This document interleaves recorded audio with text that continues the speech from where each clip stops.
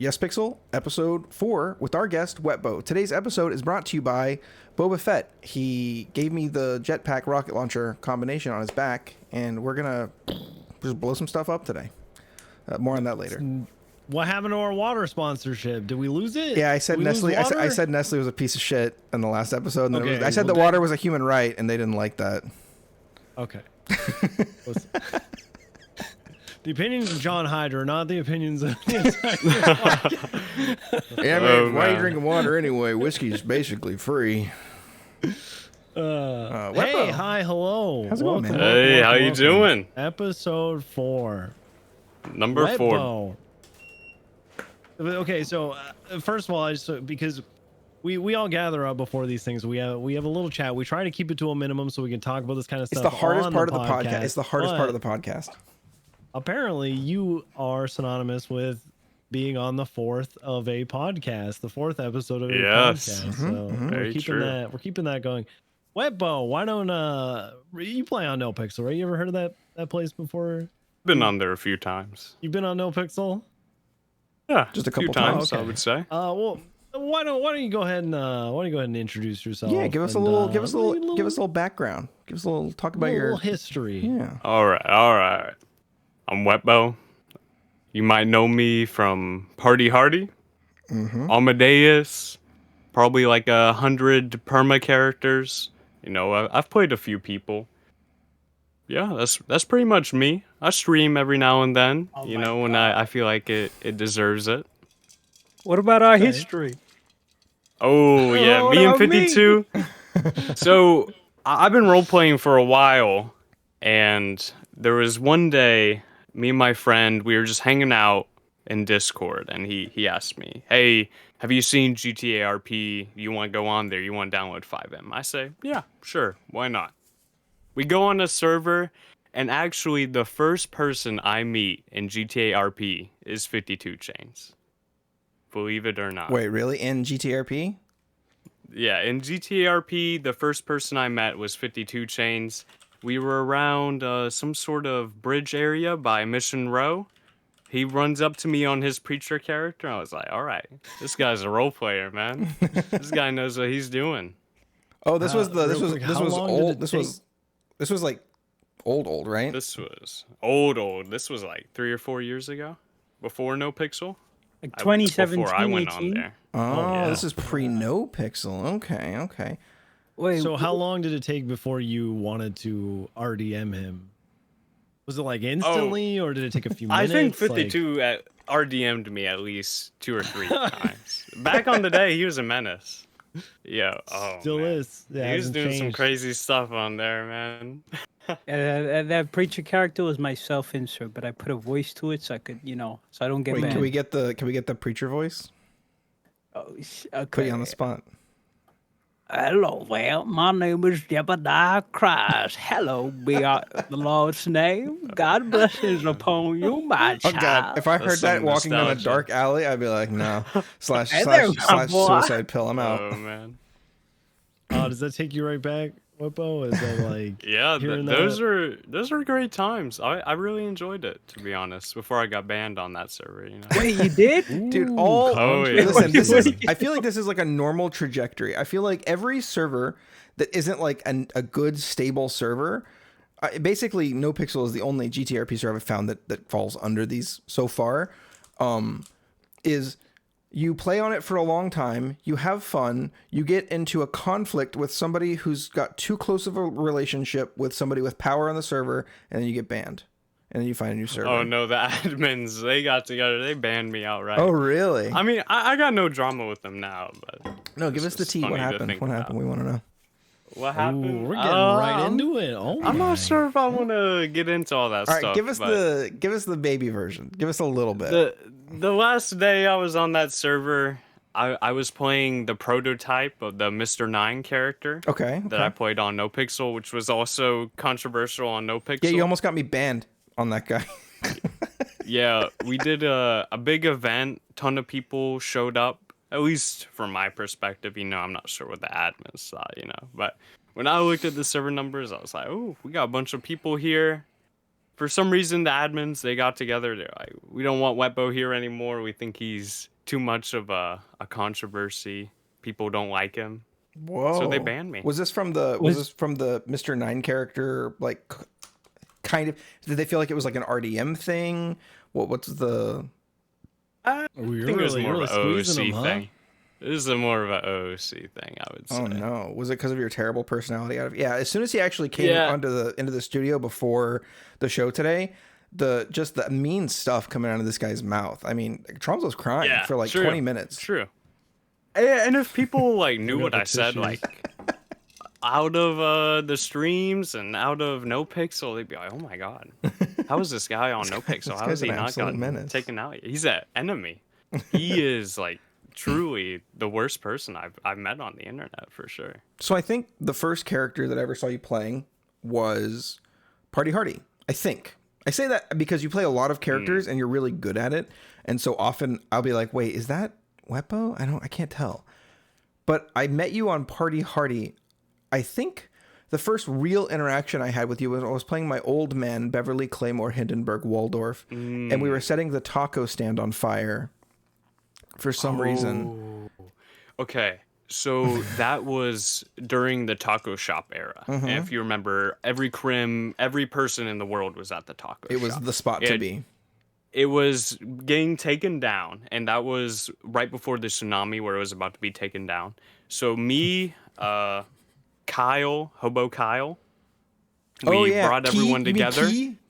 Yeah, Key. Played by Kino RP, I think. Is that right? Yeah, Kino. Awesome guy. We got everyone together because Party Hardy back then was like event after event after event. So we go down to the taco shop. I say, let's pour gasoline on. We pour gasoline on it. We burn down the taco shop. Death to the grinders. A beautiful moment in the Party Hardy history, for sure. That was good. That was before... Oh, okay, we're going to talk about some controversy real quick. There's a ton of stuff. That was before the forced name changes. All right, everybody, get your controversy booklet out. Dude, I'm going to make me cry. So I've talked about this on the podcast before. I used to have this character that it was my first 3.0 character. It was Evil Brian. He was a character that I'd started playing in 2.0 before I knew 2.0 was stopping. So I played Evil Brian. He was kind of like a cool guy, like a surfer guy, except he wanted to be a super villain. He really wanted to like get a crew and like start doing some wild shit. Fuck a bank. Let's steal everyone's pets. And this was like before there were like pet items in the game. So it would just be like sort of silly, you know, like super villain. They were going to call themselves the League of Villainous Evil, but it spelled love, and it was like an oversight. He's like, I already paid for all the licensing. I can't change it. So it was going to be like that. And then one day an admin comes in, like just DMs me out of nowhere, I guess because somebody complained. This was literally after like an RP. I'm not going to name names, but with somebody else with like a ridiculous name. And they were like, you have to change your name right now. And I was like, oh, that sucks. Like, why? And he's like, I don't have to tell you, you need to change it. And I was like, oh shit. Okay. And I was like, okay, like give me an idea so I understand like what was going wrong. And the admin was like, it's too jokey of a name. And I was like, okay, can I change it to evil, like Evil Knievel? And they're like, nope, that's still too funny. Like, okay, dude. So I changed it to, I asked, it was like, can I change it to Brian Knight, but spelled with a Y, like Bryan? And he was like, no. I was like, all right, can I change it to Brian Knight, spelled normal Brian, but then night, like day and night? And he's like, yes. I was like, he's like, are you sure you want this? There's a cop like that. And I was like, that's why I did it. So that's. Hey, can I talk on that really quick? Yeah. I feel like NoPixel now it's gone through like a culture shift, right? When you made Evil Brian, it was like role play, you know, a big standard. Like it was as realistic as role play could get. This is early 3.0, yeah. There was a lot of role play checking. There was a lot of elitism. I'll be honest, I enjoyed the early 3.0, but now if you made Evil Brian, I'm pretty sure easily you could. No one's gonna. I might DM an admin and be like, can I change my name? You don't even have to. I'll be honest. Just make it. If you make him now and you give him the same name. No, but his number's like 1,000. Yeah. I can't give that up. So hard. I can't give that. I can't be number 40,000. What is this? We're coming up on 39,000 now. 39,000 different characters. But before we get too sidetracked, Wetbow, you also had to do a name change. Yeah, so I had Party Hardy for a while in 2.0, and then 3.0 rolls around. I run for mayor and everything, and then a little bit after that, I get a DM where I have to change my name from Party Hardy to something else. I'm like, oh, okay. You know, I was fine with it, but I was like, it took him a while to hurts, man. to message me. Yeah. It like I mean, everyone knows me as Party Hardy, as that character, you know. Here's the real question. And everyone still calls me it, so yeah, it's fine. It's go ahead. Brutal. It's brutal. I was gonna say, here's the real question: did you keep your original ID? Oh yeah, I did too. Sure. Yeah, I keep it's still in my I took apartment. a screenshot of it too, so I can paste the image to people whenever they ask for my ID. Yeah, Nice. yeah. I didn't want to lose that. It's kind of important to me to have that. It hurt, right? Like, did it genuinely like make you want to play your character less for a while? I don't know if it affected you that way, but it did me. I haven't played Evil Brian since, basically. I was just kind of like, well, it's weird, but you know, everyone's just gonna call him Party Hardy anyway. Yeah. So I'd like to take a quick step backwards and shed a little bit more light on what 52 just mentioned. And this is something that I personally have been thinking about a lot, and I'd love to get your guys' input on it.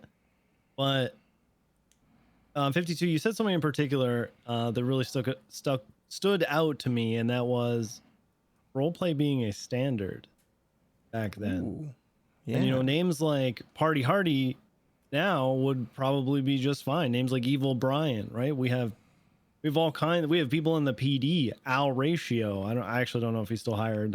Rob Banks. Even Law Enforcer is like Law Enforcer with like a British accent, right? Like, right. I'll be honest. What I'm getting at is what are your guys' thoughts on how the environment has changed? You know, how things like that are now okay. Does anyone want to go first? I feel like the server, it used to NoPixel back in like early 3.0. The goal was to bring people in, and everyone was having a fresh start, bringing big names and everything, because it is a brand, and they did that through roleplay. Everyone enjoys roleplay, right? But as time went on, some people, it's their job, right? So they do it day in and day out, and they get into habits, routines, because it's repetitive. And then gradually you start putting in less and less and less effort until one day it just turns into just any other game. It's not role play anymore. It's more like a simulator, an MMO simulator or whatever, and set in a real world environment. But yeah, it's happened before too. It's happened during 2.0. I don't know about 1.0. I wasn't around then, but 2.0, like I was told at the beginning, there was a lot of role play, and then near the end, it just died down. And another thing I feel like that contributes to this is some of the server mechanics, like the whole gang whitelist thing, how the banks are done, how some of the police SOPs are. There's like do's or don'ts, it all plays into itself, and then it just spirals.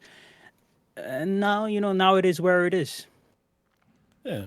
If I could kind of quickly say how I've been envisioning the server as of late, it's that in the past, everything used to be about this hyper serious, role play where we tried to emulate a real world. We tried to emulate real people.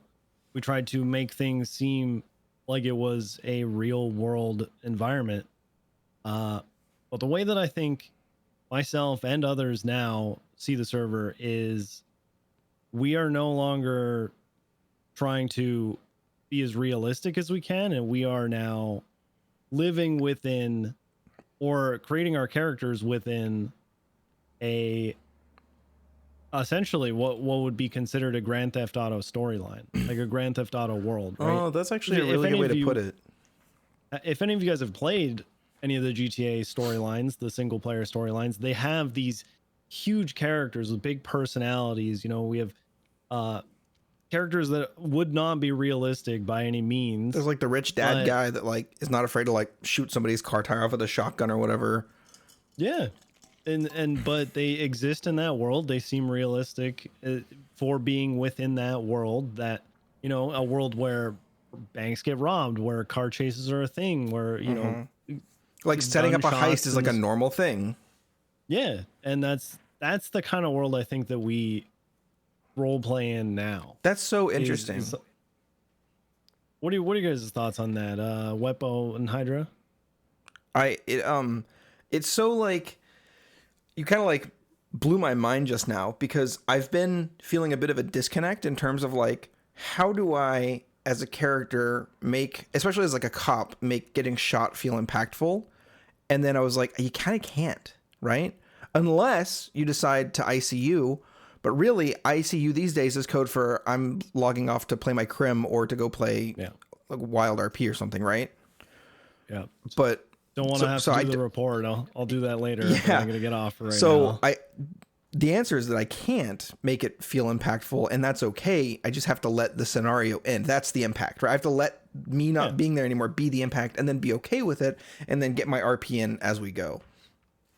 So it's funny you mentioned cop too, because I think that's where this change was the biggest, where especially going from 1.0 to 2.0 to 3.0, we've tried to get more serious. We've tried to be more realistic as police officers. We've accomplished a lot in that sense, but we've also deviated a lot, and we are now living in that same universe, that Grand Theft Auto universe. That's such a good way to put it. Because in early 3.0, watching like some of the biggest names in roleplay be scared of getting pulled over because they had an illegal class 1 gun on them. Before guns had classes, right? They had an illegal pistol on them.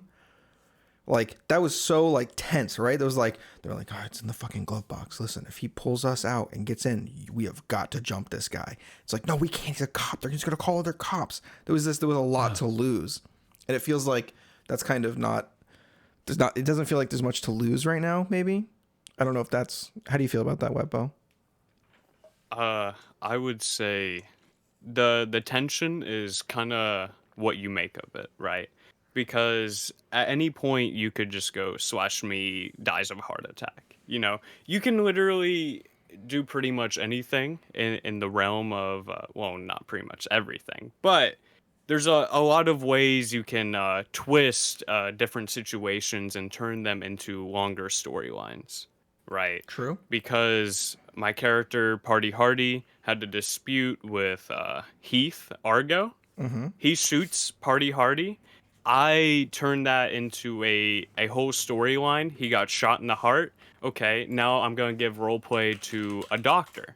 So that happened to be Janetti. And then we do a bunch of surgery RP over like a month or two. Every once in a while, I'll just go see Janetti when he's around, and we'll do that RP. Hell yeah. And then I made sure to make it such an impactful situation, and Heath did too. He escaped from that situation. He basically went incognito. He left for like a few days. So that gave me the chance to go through with all my injury RP. I set up a fake funeral for him as if he drowned in the ocean somewhere. You know, we set up so much just off of one situation where he shot me. And that's where a lot of it all depends on who you're really role-playing with, who you know. And looping back to one topic we were talking about, like silly names and stuff like that, I would much rather run into someone with a silly name who's actually playing a character than someone who is just like, Mike Johnson, and he wears that motorcycle helmet with the leather jacket, and he's out fishing. I go talk to him. He's like, "What do you want?" And then he doesn't talk to anybody else. God, yeah.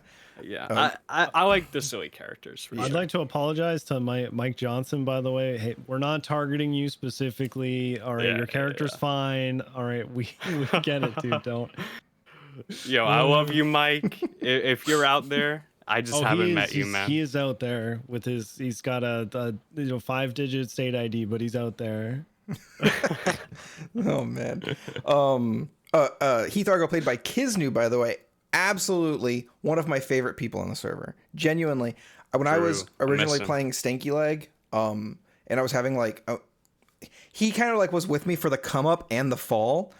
And every time he like always had like really like encouraging words of like dude, this happens, like don't sweat it, like you're good, you'll be good, you just got to keep it up.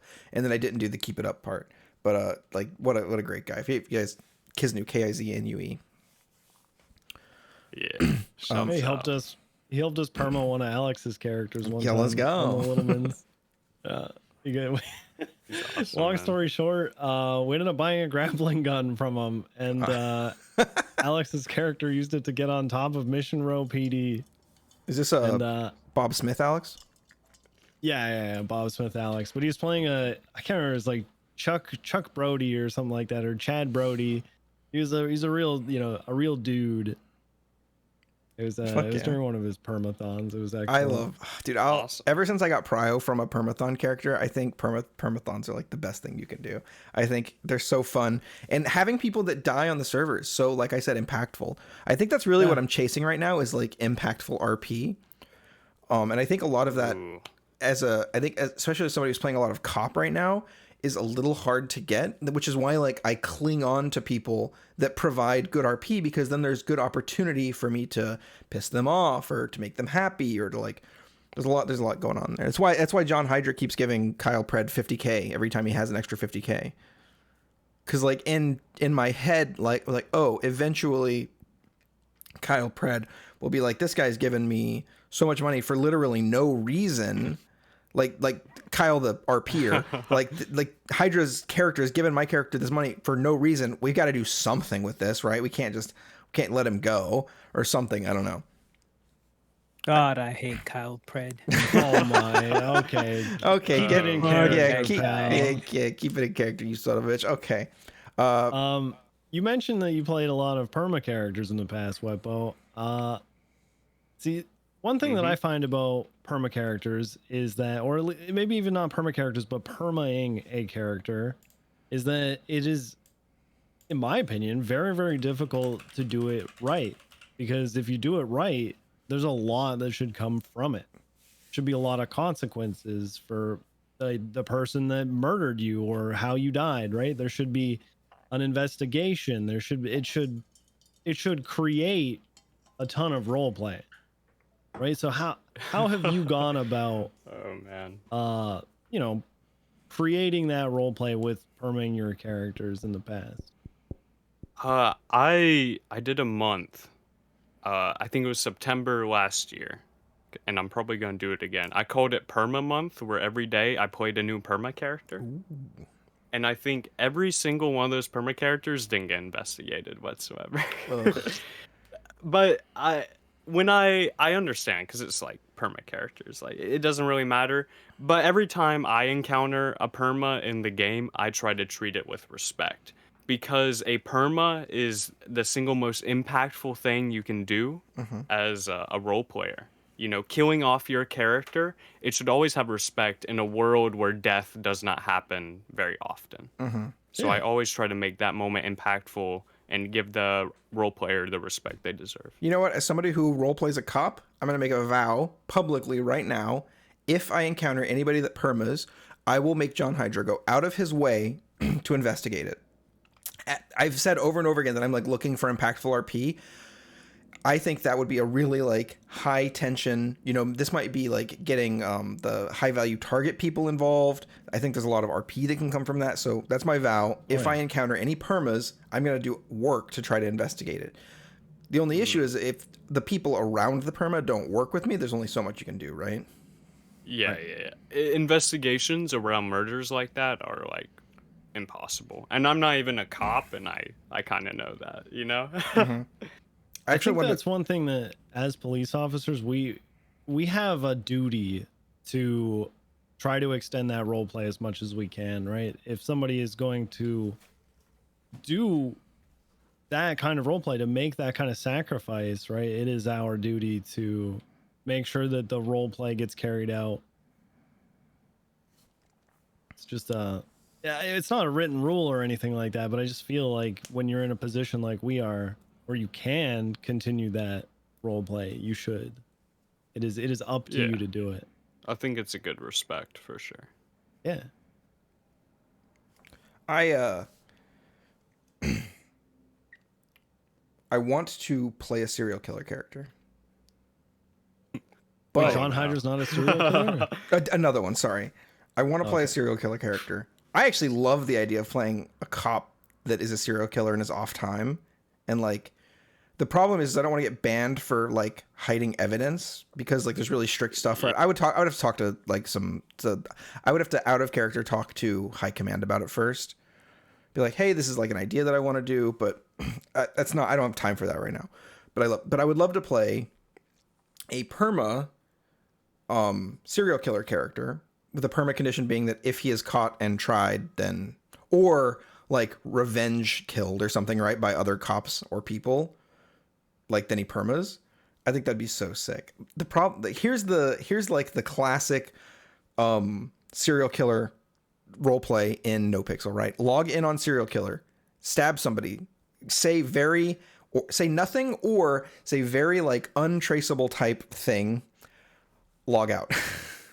Maybe anonymous 911. Make an anonymous 911 with some tags around it. But I feel like with serial killer stuff in particular, a lot of it is planned out of character. I've never done a serial killer character, but I would assume that you don't just go and choose some random person to attack and hope that they die. Right? Like you have someone help you out to perma their character, and then the cops take over from there, right? To give like SCU that investigation. Mm-hmm. I have a lot of knowledge on this, even though I'm not a serial killer. Now Reddit may believe I'm a serial killer. Out of character. But I'm not. Oh no, they thought so. The Mr. 9 character. Yeah. Right. That's a character I played that was like pretty prominent and was getting investigated.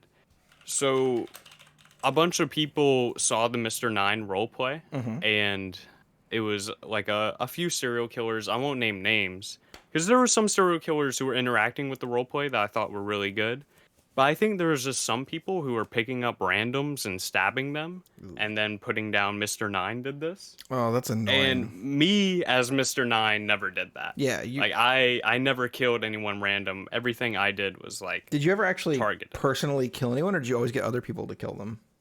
Yeah, I killed a few people. Nice. And it was like I tried to make it obvious, because as secretive characters, the only tension in it is what you give to it, right?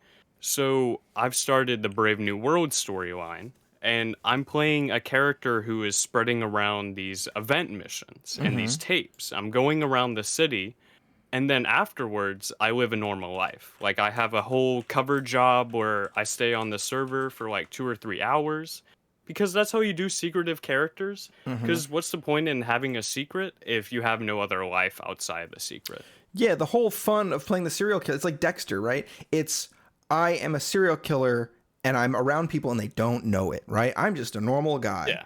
I think I watched Among Us. Yeah, Among Us, yeah. I was saying earlier that you almost got me banned, which you really didn't. But Mr. 9 called Evil Brian. Because I think I had my number in the yellow pages, which was like, I guess you would just call people. I would call people just to create roleplay. I was like, let's call people, let's give them a chance, let's see what they do. Yeah, I don't know how this happened. It went from Mr. 9 calls Evil Brian to go kill Titus Schwinghammer, played by Voladin17. Awesome guy, by the way. And I like went up to him and was like, hey, Mr. And he's like, if you say 9, I'm going to blow your brains out. And I was like, 9. And then we just start having like a shootout randomly on the steps. And then I just leave him there. And then I 911 whatever you told me to 911 in. And I felt really bad about it because afterwards I was like, oh, I didn't really give that guy a chance to RP like at all. I just walked up and said, hey, Wrangler, and shot him, right? Basically. Yeah. I mean, I probably should have given more like incentive to do something creative. But it's okay. I mean, that's definitely my bad. Yeah. Something good came of it because I DM'd him afterwards and I was like, hey, dude, I really RP'd that super bad. I'm so sorry. And he's like, it's fine. I understand the Mr. 9 thing was going to happen. Don't worry about it. Like, thanks for reaching out. We're totally fine. And we've been buddies ever since. I'm DM every now and then.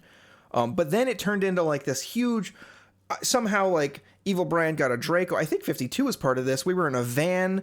52 was a part of it. Yeah. Brian Knight was chasing us in his cruiser, and 52 and I like open the back of a van and start blasting him with AKs, and then we go to kidnap him, but he hits the 13 Alpha and we get too scared, so we run, and then we end up crashing the van. He scared us. Oh, shot his ass. This was also when 52 and I were trying to like do like bad gangster RP. So it was just a bunch of things all coalescing. So it actually caused a lot of RP. It was really interesting, but it started with me RPing badly. So I was like, I gotta do better.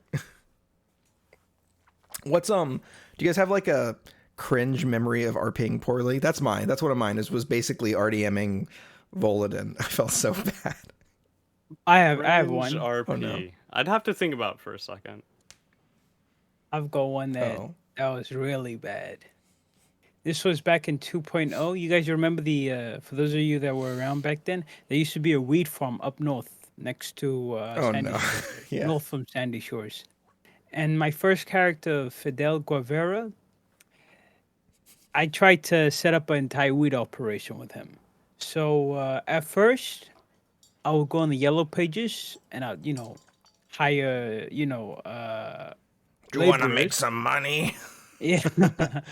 I'd hire laborers and we'll go up there like as a group of maybe 6, 10 sometimes. 3 guys have guns. The rest, I take their IDs, I take their phones, they go up there, they work for an hour or two. This is when people actually didn't care about, grinding if you had like a degree of roleplay. Mm-hmm. And then we do this and we make like maybe 20, 40, 60K each run. And I'd give 10K away to the workers and the rest I'd pocket. At one point I was like, because I wanted to play into the character's trait of being greedy. At one point I was like, I'm paying these guys 10K. Yes, it's a small fraction of the profits and they're doing all the work. But what if I just kidnap people and have them work? And in my mind, it was like, oh, it's cool roleplay. It could be interesting. And who was it? Shelly. She plays Shelly now. I don't know what's her Twitch name? Really? Really, yeah. She used to play a character who was a bicyclist. And his name was Kelly, I think. Kelly, yeah. She got a thing with the names. I kidnapped her and a bunch of the bicyclists. And I took them up north. And, I played the character's traits of being an asshole, saying, work faster, now, hurry up, ándale. And I couldn't read the room. I thought it was fair RP that she was showing, but no, she was uncomfortable with the roleplay because from her perspective, at the time, I don't know, I wasn't looking at it from her perspective, but she saw it as someone forcing her to grind for 1 or 2 hours. And there was an OOC message, and I looked up and I saw it, and I was like, "Oh shit!" What was it? Do you remember what it was? It was like, "Are you seriously gonna have me grind up here for 2 hours?" Oh no, dude! As soon as I saw that, I was like, "Wait, maybe what I'm doing is it's fucked up. It's not give and take. It's just take." And I let her go, and I felt real bad about it, man. And then I just stopped. I stopped playing for a little bit on NoPixel after that. Yeah, I feel like that happens sometimes. Yeah, I DM'd her, apologized and everything, and she said it was fine. And yeah, it was around Christmas, so she said have a great Christmas. Aww. And now I RP with her, and there's it's all peaches, it's all good. Mm-hmm.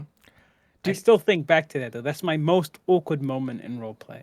I think, before you guys go next, I just want to bring up, think about, both of those scenarios. We were both bad at role-playing for some reason. We did a bad role-play and caused some harm or annoyance, and then we DM'd the person and went, oh, fuck, dude, my bad. I wish there were more of that. Yep. I've done that. Have you? I'd love to hear that story. I just wish people would be more willing to reach out and go, hey, dude, when you came in and like shot my character at the convenience store because you thought I was reaching, like, I understand why you did it, but like it didn't really give me a chance to roleplay, and I wish you would have like said something at least or something like that, right? I love like gentle corrections. I think that's a really great way to do things. Who want to go next? I wouldn't call anything that I've probably made some fail roleplay stuff in the past, but the things that always stand out to me are making -1s. Whether it's like hot micing and saying something that was meant for chat, or literally just saying, fucking asking the people with something and then calling them chat. Oh, like no. Saying something absolutely stupid, right? It's always the -1s for me. The things like saying something your character shouldn't know. Like as a pirate, you say something about a video game or something like that, and you're like, oh, I don't think my character would know about this. Like, I don't know. That's always those are the most embarrassing for me. Mm-hmm. I can't remember any specific moment where I was like, yeah, I feel like I've really embarrassed myself here. Have you Mostly ever? because I find fun in embarrassing myself in funny ways. Yeah. Right, to kind of get like a reaction or to make people laugh. Have you ever DM'd anybody because you felt bad about something in RP? Actually, I had mentioned recently J Dot. I can't remember if I reached out to him afterwards. There was a situation where, and I didn't think much of it at the time until I went back and watched his perspective. But he had a character, Miles Landon, who some of you may know as Pegasus Concierge. He was one of the head owners. Him and Moosebeard had beef. They had good beef. It was good fun. One day I'm at the Burger Shot. He's going to leave. We just had like an altercation. He's a very confrontational character. Been an altercation. He goes to leave. I'm in my car. I pull my car out in front of him. Made it seem like an accident, right? Like, oops, pulled my car out in front of you. Sorry. He's like, he says something and I pull my car back, and then he goes to go again. And so I pull my car out again and I hit him and I go, oops, like, sorry, right? And then so he gets out and he's got a gun. Pulls the gun on me. I'm with Spoonerism, Harry Parts. I'm with I can't remember who else. But he puts a gun on Harry and he starts robbing Harry. And I had already gone behind my car. Like I kind of just like. And you guys are still in your cop characters? No, this was before Moosebeard was a cop. Oh, okay. So he pulls a gun on mostly Harry, because I kind of slipped out of the situation, right? But I'm watching from afar and he starts robbing Harry. And so I took that on myself to pull out my knife, run up behind him. Oh no. I gave it a second as I held the knife to his back, and then I say something like, don't mess with my friends or something like that, like something really cringy, and then I stabbed him. Oh, no. I didn't think much of it at first because I was like, yeah, I gave it plenty of time between like Did you do when it? I held the knife at him. Was it while he was doing the robbing animation? He was locked in the Oh animation. no. Yeah, so I didn't realize it at first, and then yeah, I got a couple hoppers. They're like, what are you doing? And I watched his point of view, and they're like, he's like, oh man, I wish he hadn't have done that when I was animation locked. And I was like, oh. Can I say something on that? I don't feel like you're at fault for that. I mean, no, I honestly, I enjoyed the whole thing, and plus it created this like everlasting story between Miles and Moosebeard. But not only that, but after I stabbed him, I hung around on scene. I even called EMS for him.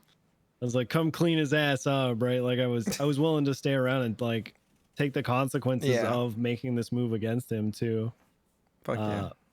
But I felt bad, right? Like I felt like, oh, I didn't intend to circumvent like him being able to have a reaction to it, but I kind of did, and so we just had to move forward with that. Not too big of a deal. I wasn't really embarrassed, but I felt bad, and I think I can't remember if we reached out and we got in contact or not. You probably just DM'd him. We're like, to take that L, nerd. I actually, during one of the NoPixel VR drinking nights, I ended up talking to him about it. Oh, hell yeah.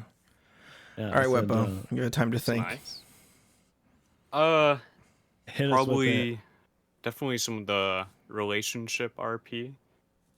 Cringe. That. You know, going on a date to, what was it? It was like the coffee shop back in 2.0 with Paris Argo. That is one of my worst memories of roleplay ever. Like, trying to flirt as a character is, like, crazy. And I had this one assistant, Party Hardy's assistant. She doesn't play on the server anymore, I don't think. But she said she, like, wanted a key to my apartment, and she wanted to sneak in and place bugs on me and all sorts of stuff to my characters. Was this the graveyard character? She was like really creepy and she loved death and stuff like that. Should that be called a worm or something? I don't remember, to be honest. But the one time I did DM someone was I did a big party event, a big prom, like a dance at the winery, and this was back in 2.0. And ESB was there. There was a ton of people there. It was a big event. Afro shows up on one of his characters, and he's starting some trouble with ESB. Party Hardy sides with ESB, sneaks up behind Afro's character, and has a knife to him. Similar to the other situation we just heard. I had the knife to him, but I didn't stab him. I just told him to leave the party. And I heard Afro, didn't like that RP because, like, Party Hardy is like a Civ character who is kind of being, like, forced into being kind of a crim by these other crims. And I would kind of agree with that. Like, ever since then, Party Hardy hasn't really done anything criminal. Like, he is, like, a pure Civ. And I DM'd him, and we had a good conversation about, like, sticking to your guns with a character. Yeah. And it's kind of hard to sometimes on NoPixel, for sure. Like, trying to keep a character's traits, because the longer you play a character, the more you're kind of, like, inserting a bit of you in it, because it's just natural. Like, you keep playing for hours on end, and you're like, well, I kind of want to move on. But, like, Party Hardy, he has these traits that I can't get rid of, like, he can't drive. He hasn't been able to drive since 2.0. I ride around on a bicycle for hours upon hours, even though I could have just got a car. But, it's little things like that help me stay grounded, little rules. Stanky, like, also couldn't drive. Yeah, that's a hard one, too, because people don't realize how much time it takes to get places when you can't fucking drive. Yeah. I had some, like learn how to drive conditions, and that was like basically if a couple of the people who I consider Stanky Legs OGs taught him, and so Hutch eventually taught him how to drive a motorcycle, and so he can drive motorcycles now. But if he ever gets behind the wheel of a car, he starts having a panic attack and drives like a maniac and crashes immediately. He says, I don't know what to do. Yeah. I mean, all of my characters have been broke forever, so like Amadeus, he didn't have a vehicle for the longest time, but he finally got a motorcycle after I got a welfare check from the bank. Nice. Amadeus Gryffindor. What a character. Oh my goodness. Man. I actually remember, I don't know if it's the first time that we ever met in character, but it was definitely a memorable moment for me. The chain of events that happened were just so wild to me at the time.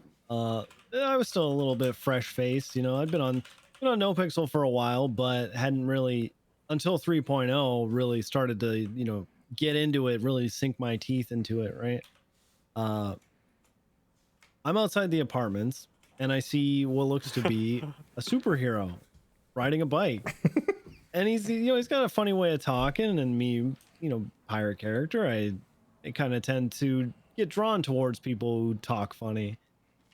So I go and I check it out, and then you're over there and you're calling people Chomsky hump and all that. I'm like, I love this guy.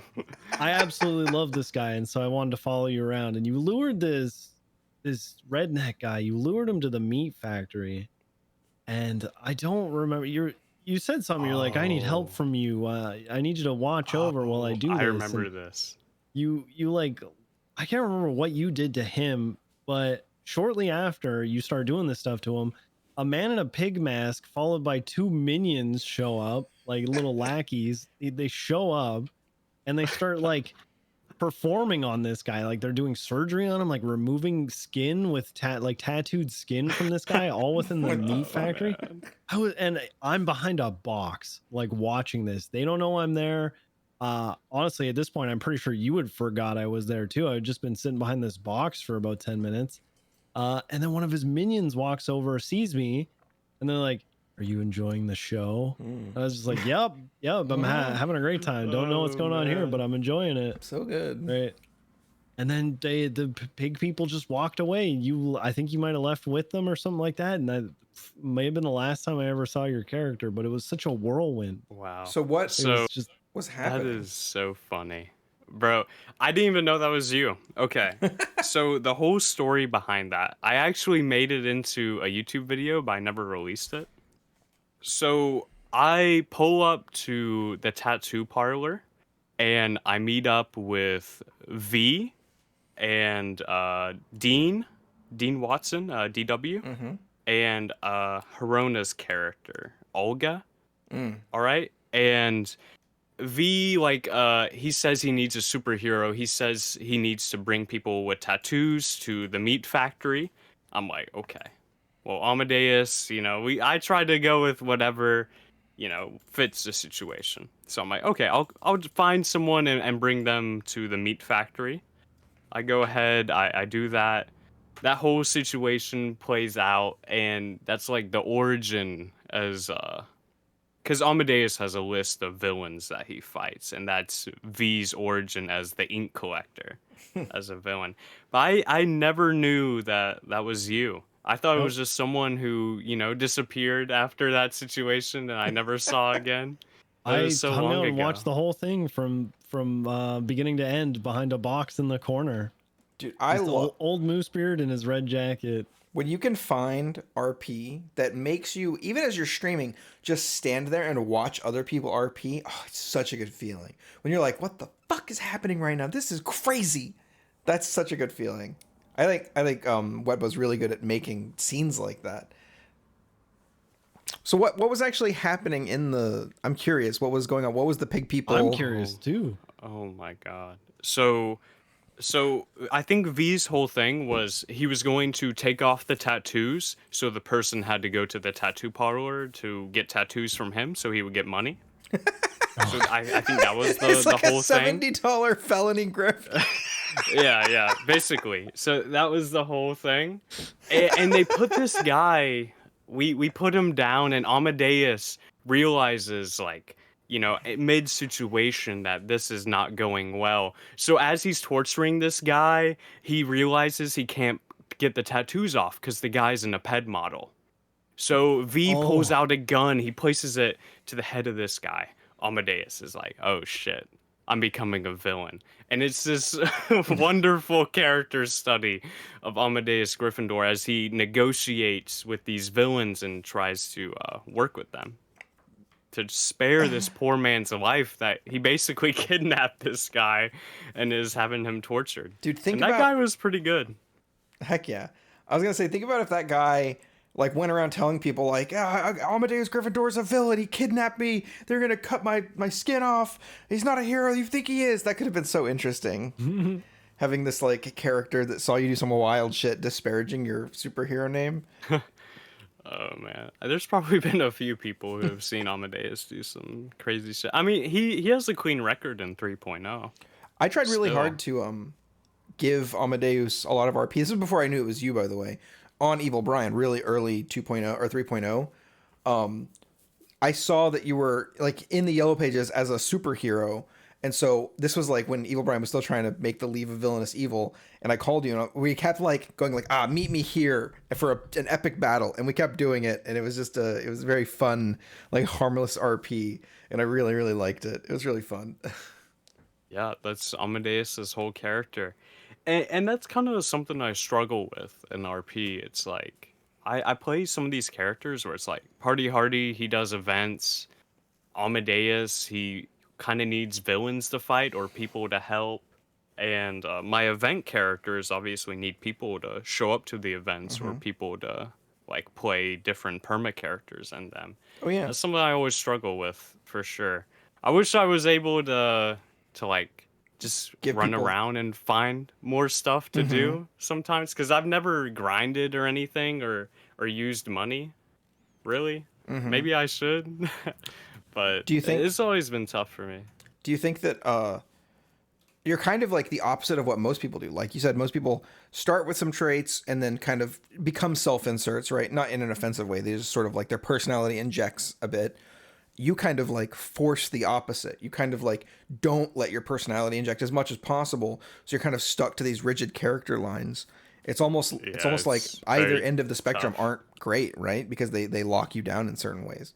I think they're great from a entertainment standpoint, but maybe not for like a long-term role player health standpoint. Yeah, I agree with that. Yeah. Where did the Chomsky Hump thing come from? I still call people Chomsky Hump. So that comes from Xavier Renegade Angel, but he says like Chomsky honk. And I was like, I'm going to take this word and I'm going to just change it up a little bit and I'll make it my own.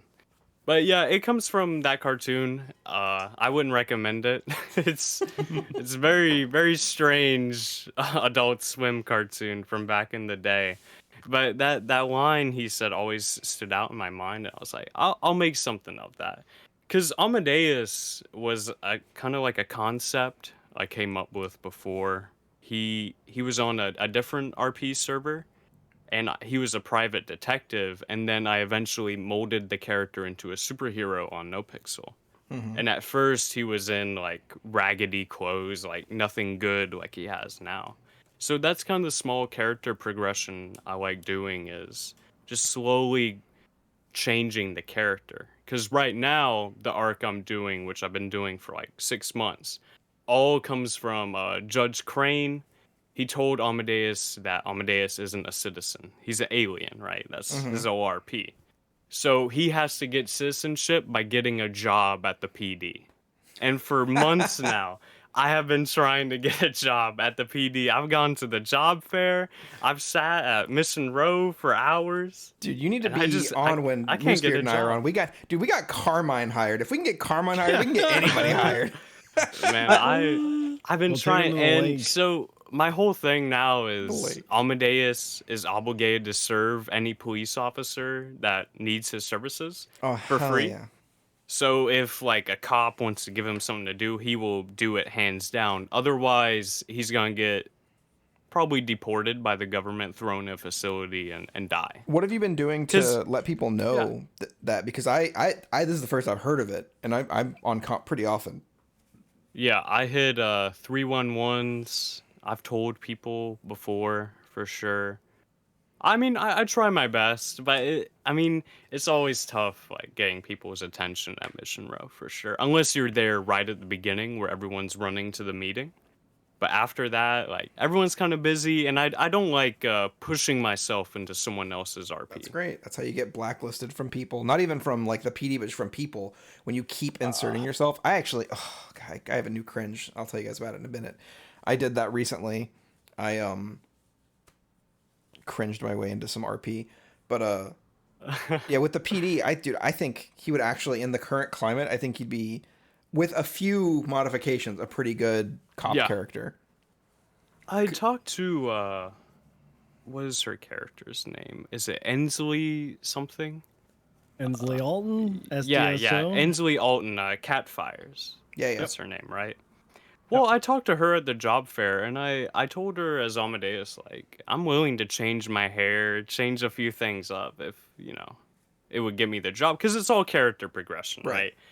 I've already saved the universe. Like, I've had plenty of fights with 40, Jaeger, Ellie Dono. Like, I'm kind of, like, I've been doing that for a year. I kind of want something new to sink my teeth into. Something new Cop to RP learn. is really fun.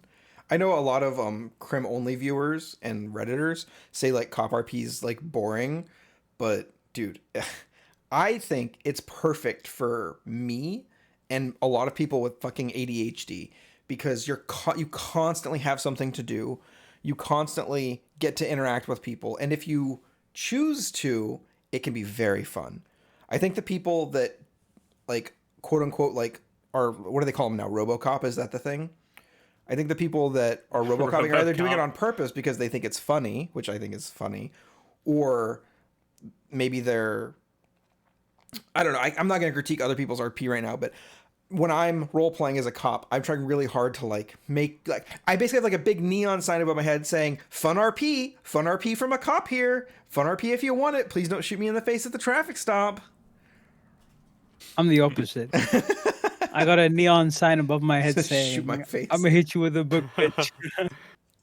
Yeah, I mean, your call sign stuff lately, Carmine, or on Carmine, has been so funny. Oh, yeah, what is it? Little bitch is his official call sign. Yep, that is his call sign. I love that you'll just let people kind of not walk all over you, but you'll let that RP happen, and you make it enjoyable for people. I think that's even outside of role play. I've always had this thing where I don't mind if people make fun of me or they say shit about me, because I can take it, right?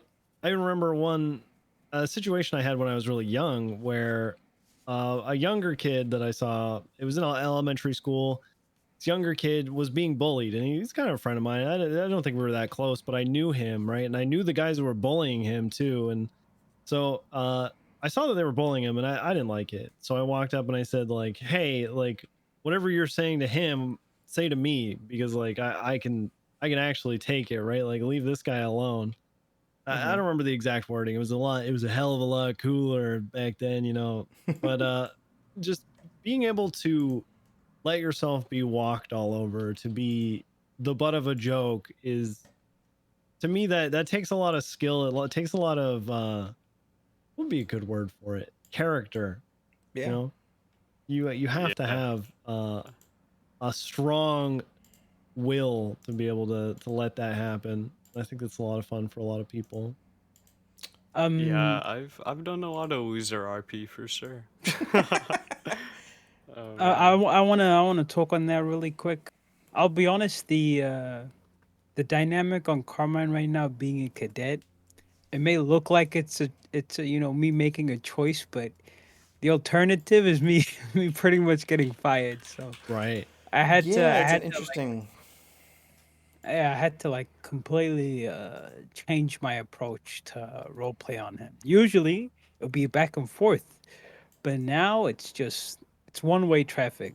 And how does that feel? I just I think of it as I'm a cadet. I gotta go through this. Once I go through this, my reward is I get to talk shit to other people that'll fuck with me.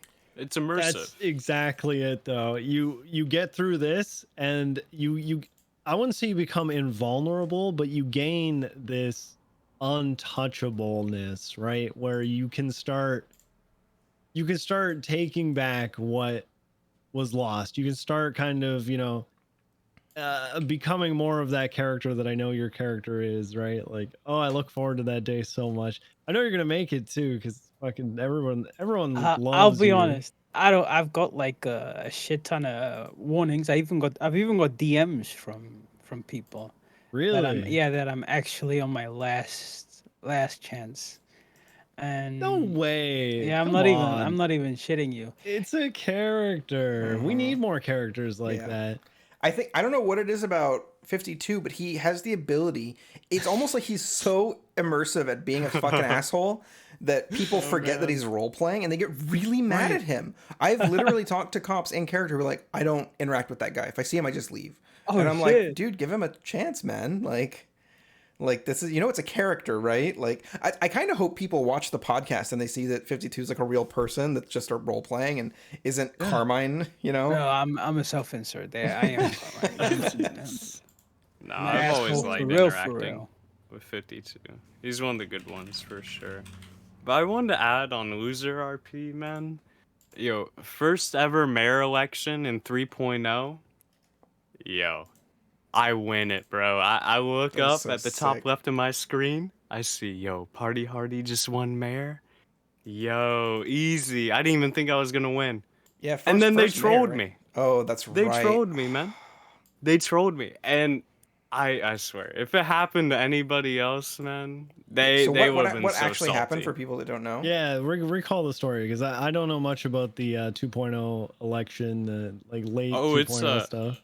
Yeah, so 3.0, start of 3.0, they, in the trailer, they're like, oh, mayor gets these mechanics and all this stuff. So a few people wanted to become mayor, me included. I wanted to be mayor since 2.0. And so Party Hardy centers his character around becoming a mayor, because I did a bunch of events in 2.0, but I never got priority from it. So I was like, how do I make an impact? How do I, like, try to, like, not only prove myself to, like, my peers, but also, like, create a cool story? So I was running for mayor. It was a fun race. I interacted a lot with Robert from Burger Shot. We did a bunch of parties. Yeah, we did a movie. It was pretty big. We did a lot of effort. The day of the election comes, and I'm like, okay, Andy Jones is probably gonna win, right? Like, for sure. Out of all the people, she's probably gonna win. So the countdown happens. They throw up the DOJ announcement that Party Hardy has won. We're in for it, everybody. I'm like, oh wow, I actually won. And then, like, about 20 seconds later, they throw up the message that, oh, it was a glitch in the system. It was Andy Jones who won. Like, obviously, it's probably the right choice. If I was the first mayor, I probably would burn the city down, and early 3.0 wouldn't have been as good. Yeah, to be fair. And we probably wouldn't have a mayor system, to be fair.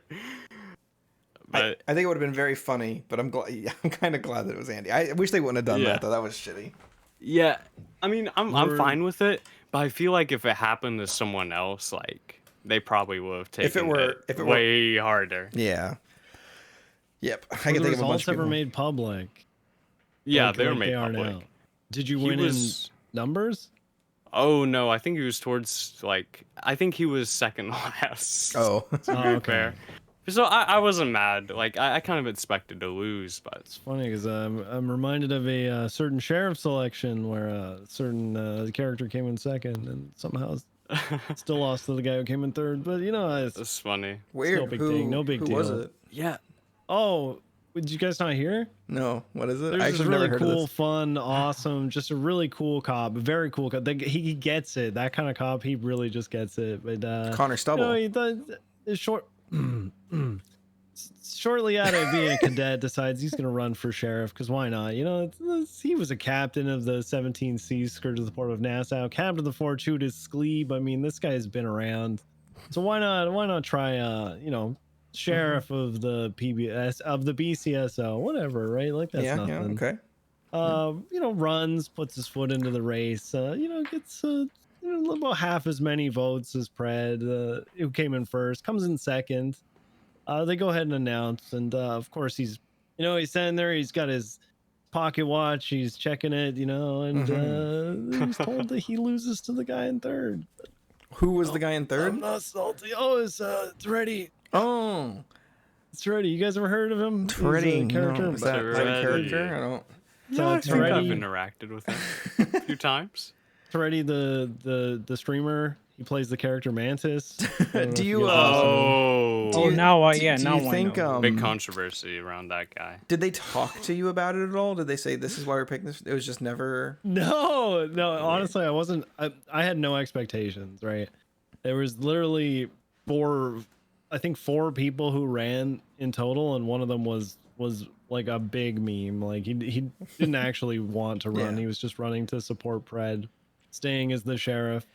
Do you are you glad that happened? Do you think you would have? Oh man, I am so glad that it happened. So what Toretti's done with the SDSO is amazing. That whole department. I can't imagine what I would have done, right? Like I probably would have done something interesting. It would have been fun and all that, but do you think you could have done as good of a job? Come from it? No. I would like to think that I could have done something as good, but yeah, Mantis. I think he has the cop experience and the following, and like you know, he's got good people to back him, like Silas and the Highwayman, Columbo. Like he's got such a good team there that I feel like I would have had an okay team, but nothing like what they put together. Yeah, they really have turned it into something. Like, yeah, so at the end of the day too, there was so much fun role play that came out of like losing too that was so good. I recall a very fun situation where Kyle had made a one-time character, like a perma character, where he was Bizarro Toretti. And he essentially had the exact same face. I think somehow he managed to get I think Harona or someone like that gave him the face for Toretti, so he had the character model face and everything, so and he's going around. Yeah, and he was doing like light crime, right? And we chased him into a convenience store, and I don't know if he knew that it was going to happen, but I'm talking with him, I'm negotiating with him about like you know, we're going to arrest you, like we got to take you in. And he's like, no, come into the back of this convenience store, like come into the back by yourself, just the two of us. I don't know if he knew it would happen, but he starts talking, and I had a knife on me, and I pull my knife out and I get up in his face and I'm like, I've been waiting so long for this moment to ready. I beat you in the sheriff's election. Like, this is it. And I stab him in the chest. And then I run out with the knife in my hand, and I go, oh my God, he fell. I'm like, so everyone runs in and they see him and he's bleeding out on the ground. And then I'm still holding the knife, by the way, still holding a bloody knife. But it was like shit like that would have never happened had I not even even tried to run. Just good fun stuff. And again, that falls into the kind of stuff you get from taking an L. I think we've spoken about this on the podcast before, right? Like that's the Littleman special. That's what we do. We go into situations knowing that we're not going to win. If we win, oh my God, that's great. Like we did that. Wow, fun stuff. But we know that we're not going to, and then that's where we're able to make so much role play. And when people get familiar with that, how your character plays, James Randall, for instance, like no one goes all that hard on him because they know he's not going to turn around and whip out an Uzi. Yeah, he's going to steal your car, crash it, get knocked out, and then you're probably just going to let him go because it was an interesting little situation where he didn't, you know, instantly shoot you or try to win somehow, right? Yeah, I actually got in trouble for not shooting James Randall during you guys were on the Littlemans. This was like my second or third day. I was on Legion Patrol. It was my second or third day on Legion Patrol, and I was responding to 77s. And I kept like putting him back in the bus or something because he was like, no, put me in the bus. So like I was like, oh yes, sir, doing it. I got in so much trouble for not like just killing him. He's like, shoot him out of the bus, and I was like, I can't. My gun's jammed or something. So just like. That's the good part about it though, is like you obviously know he's not trying to beat anybody. He's not trying to like get out on top. He's just there for what's gonna happen, right? And I think we're all always willing to just let it continue. I think that's when you get known as like an L taker character, that's kind of how people start to treat you and how like police start to treat you. Yep. I've kind of on the opposite side of the spectrum. I've been having a problem. I started playing Stanky Leg again, which is really fun. And it's nice to say like, hey, I tweet out and say, hey, I'm playing Stanky, and 20 people show up, right? It feels really good. But I've been having this problem where I'm like trying to ease my way back into Stanky Leg and like trying to like make him a little more tempered, right? Like a little less like fly off the handle. But I don't think it's going to work. I think I have to play him as a fucking crazy person. I think I have to play him the way like mid 2.0 Mel was, right? Before he was like the guy with the Lambo and the AK, but he was like, if you called him old, you're dead, right? So I think I'm going to have to do something with like Stanky Leg where it's like, if you if you do what he considers like stepping up to him as a gangster, he just straight murders you. And I need to make sure people know that. So when I do it, they don't consider it like RDM, right? Right. But I've had this problem where, dude, I don't listen. This is always a problem. People will always say it's a bigger problem than it is. But I've been running into so many tough guys. Stanky Leg literally was like on the motorcycle, And he was like saying something, and he's like, yeah, you're lucky I don't kick you off my bike right now. I could kick you into next week, buddy. And the guy's like, yeah. And he walks up and he kicks my bike. And I'm like, you don't kick a man's bike. And I stand up and I punch him one time. And then he spam punches me and then kicks me and then robs me. And this is like all at the apartments from me going, I'm going to kick you from my bike. Oh, man. So I run into the guy later, and I'm immediately my mood's sour. I'm like, oh, dude, sorry, chat, I'm pissed. But it's fine. We're just going to roll with it. We'll just keep going. I see the guy again, like on a date at Uwu Cafe later, and I see him, and I'm like, oh, I can get my revenge. Thank you. Goes like, now time for my revenge. And I could have just shot him or used a knife, but I just run up and punch him. It like does the animation where it like sends him flying. You know, it's really funny. I go and get on my bike. One of his friends runs up, kicks my bike, spam kicks me until I'm dead. They handcuff me, put me in their trunk, and are like, we're going to kill you on top of Chiliad to impress his girlfriend. And I was just like, and I ended up actually like talking my way out of it with the other guy, like kind of saying like, this is like a pretty big reaction for punching a guy, man. And I ended up like talking sense into the guy that was like, that put me in the trunk. And he was like, yeah, all right, we're just gonna pretend this never happened. I was like, all right. And then like 2 more things like that happened. I was like, I'm playing cop right now. I can't with this shit. It was very irritating. Could I say something on that? Yeah. The entire reason I made Carmine a cop was precisely because of what you listed. I played him like 10, maybe 8 to 10 months at the casino.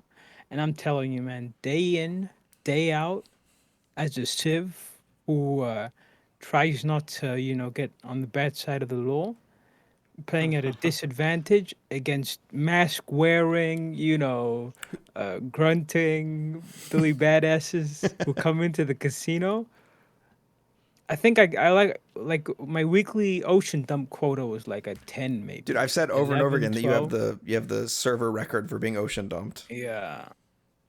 And I mean, I was okay with it because at the end of the day, if the encounter to me was funny, I was fine with it. Mm-hmm. And I was streaming a bit, but then I realized my tolerance to, spending 30 plus minutes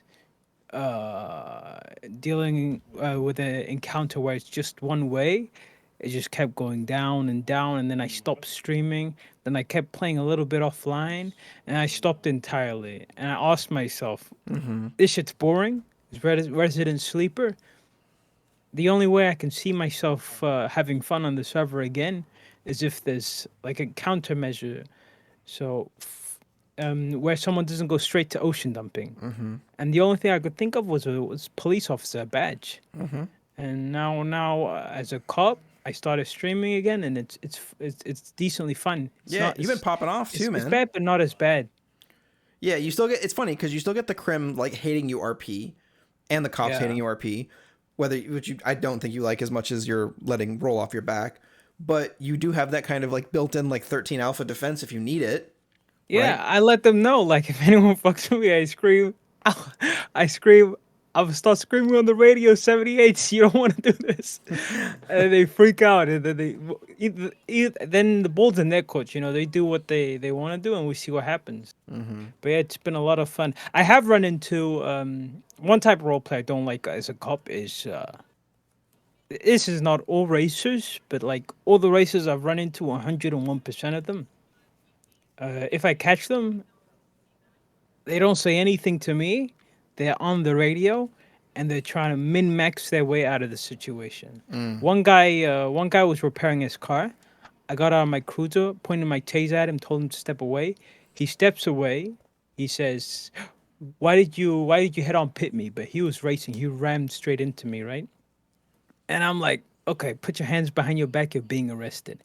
Then I don't know. I think he went back to his trunk as I was cuffing him. And it scuffed out or something. Classic. And then, yeah. And did he give you, wait, can I guess? Did he give you the, oh, nice, cuff me 10 feet away, nice? Give you one of those?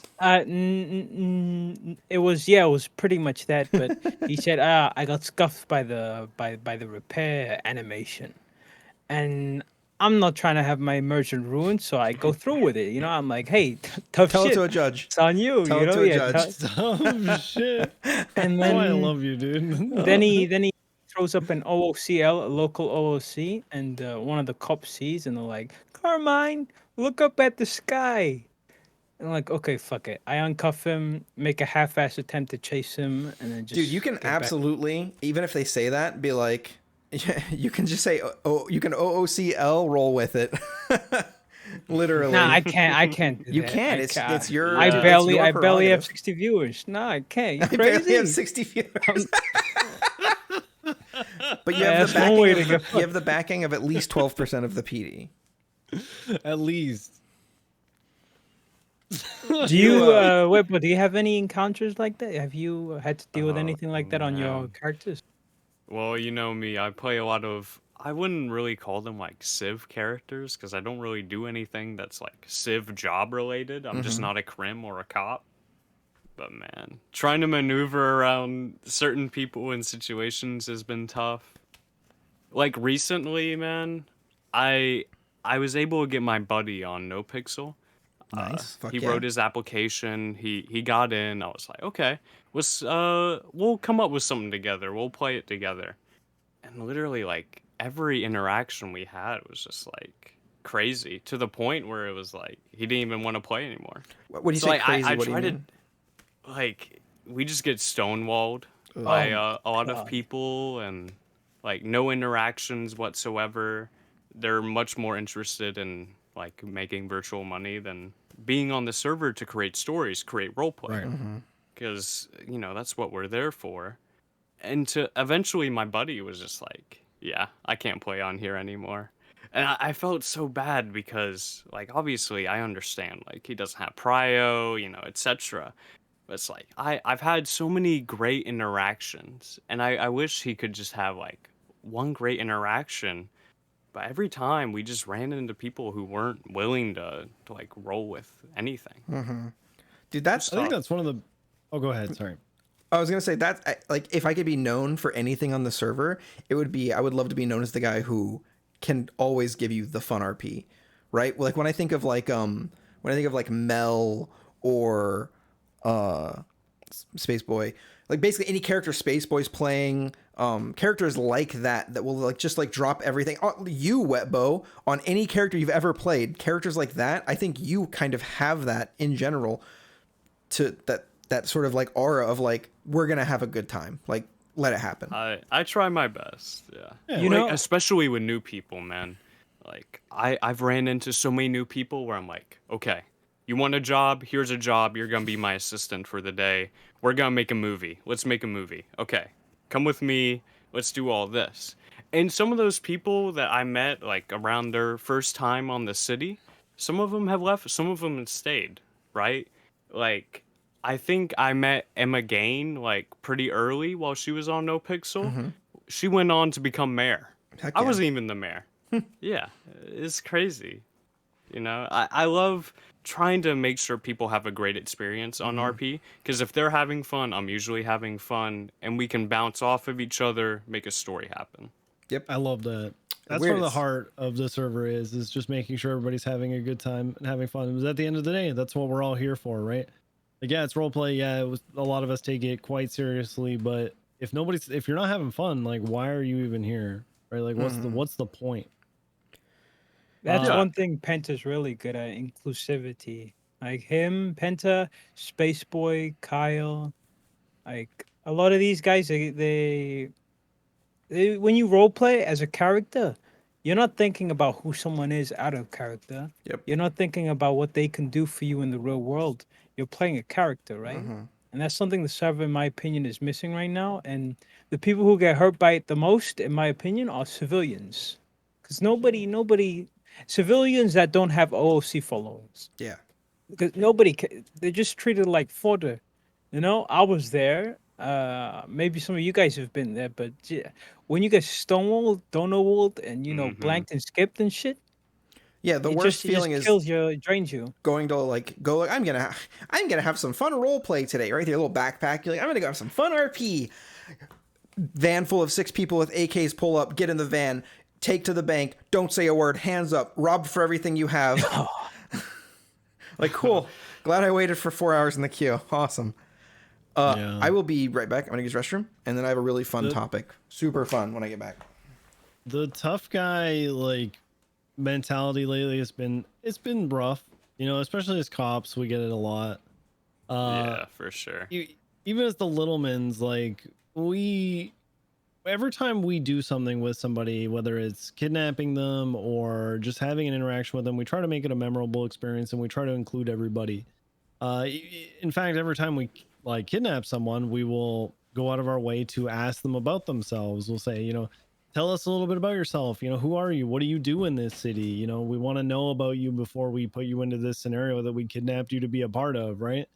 And that's something that we try for, but we've tried this with tough guys before, and it never works out. They just, you know, they're uninterested in doing that, or they immediately are defensive, or, you know, you get situations where you get out of a car with a gun and these guys are so jumpy or like just ready to pull that, you know, you go to kidnap this guy standing on the road by himself to grab him for a RP sesh, and, you know, he's already got his gun out ready to pointing it at you. It's like, oh man, yeah, it's like, I don't know.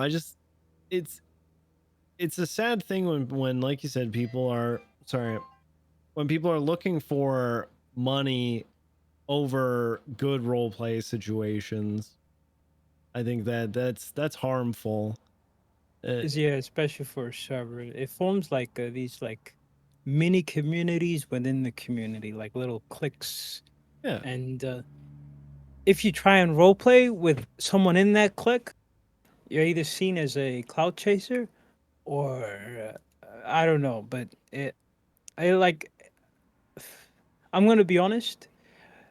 Because I know most people on the server now. Like I've role played with a lot of people on the server, and I try to approach every situation the same, but depending on what my encounters were with previous people, like if they skipped me or they gave me minimal role play, I'm not gonna invest any role play into encounters I have with them, because yeah.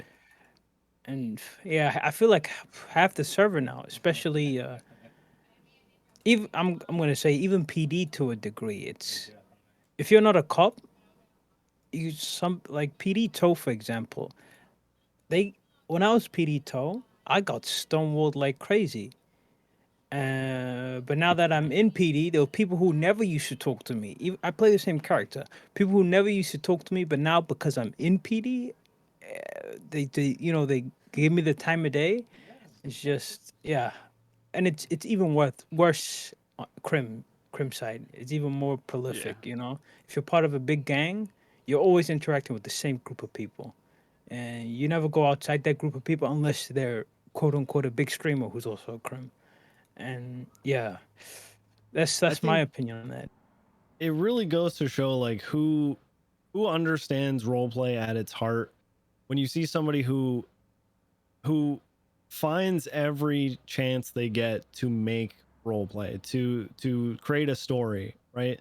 And then again, this touches on the element of loss, the element of losing a situation, or sorry, quote unquote losing a situation, right? Like being okay with not coming out on top.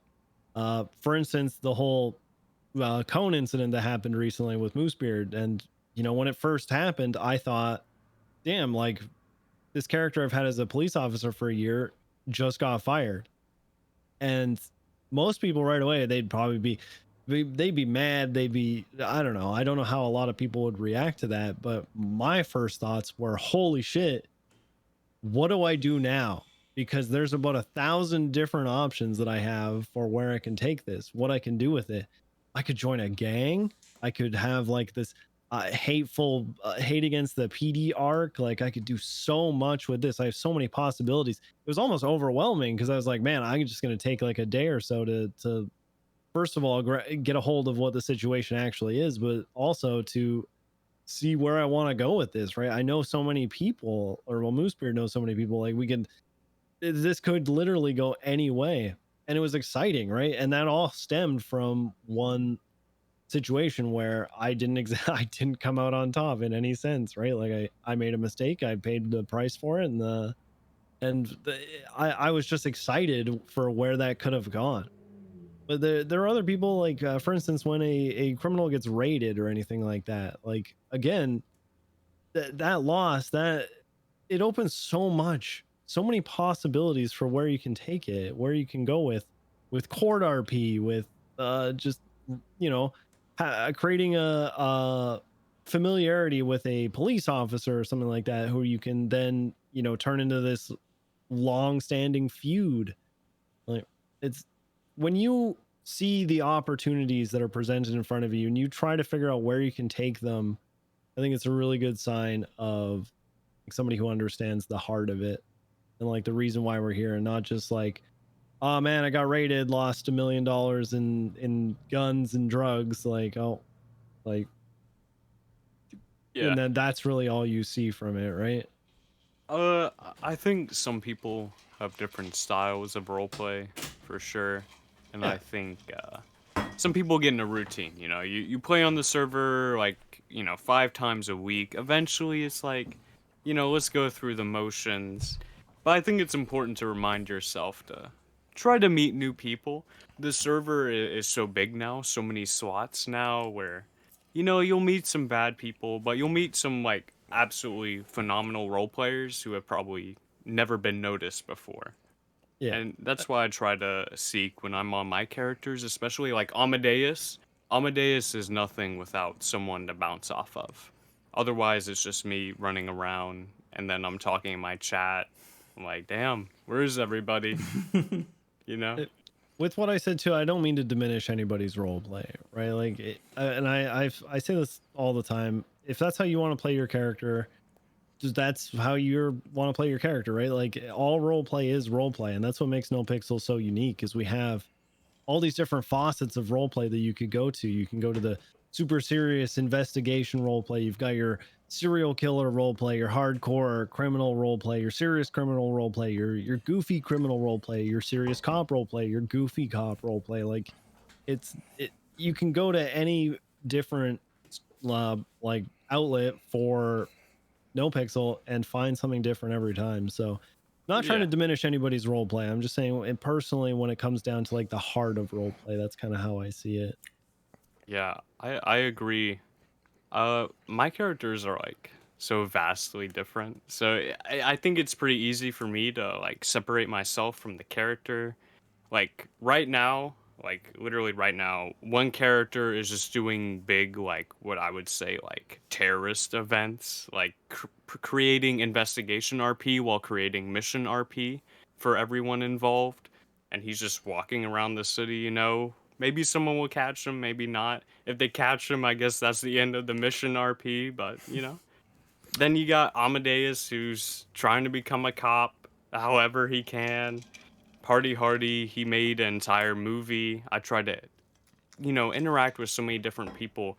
Because on all these characters, like, especially Party Hardy, now that he's gotten some money through RP, like, I give money out, like, so much. Because I feel like I want to show people you can create, like, movie RP and get paid for it in RP. Mm-hmm. And you can create something. You can be creative. This could be, like, the next music industry.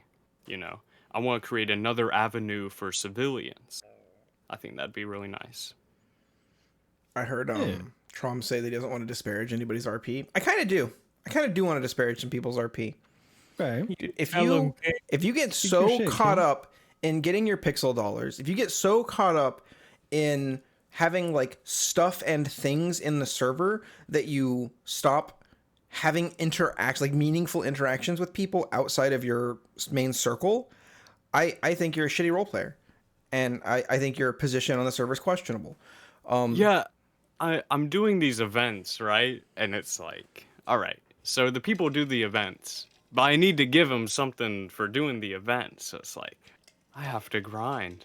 Oh my god, I've never done such things. So like you're grinding to make money to give to them.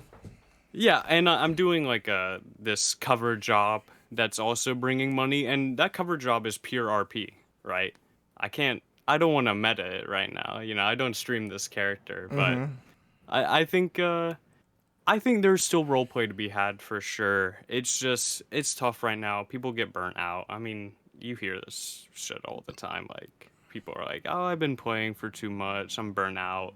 I'm gonna go play Valorant. Like, that's okay. Like, it's okay to take a break from RP. It's okay to try something new. Yeah. Okay. You guys ready for a topic change? Yeah, I'm ready. Okay. Yeah, let's go for it. This is the first podcast since it happened, and I want to know everybody's opinion. And I know we have a little more information on it now, so it's not as serious as it could have been. But let's talk about the Wrangler Penta PD whitelist removal.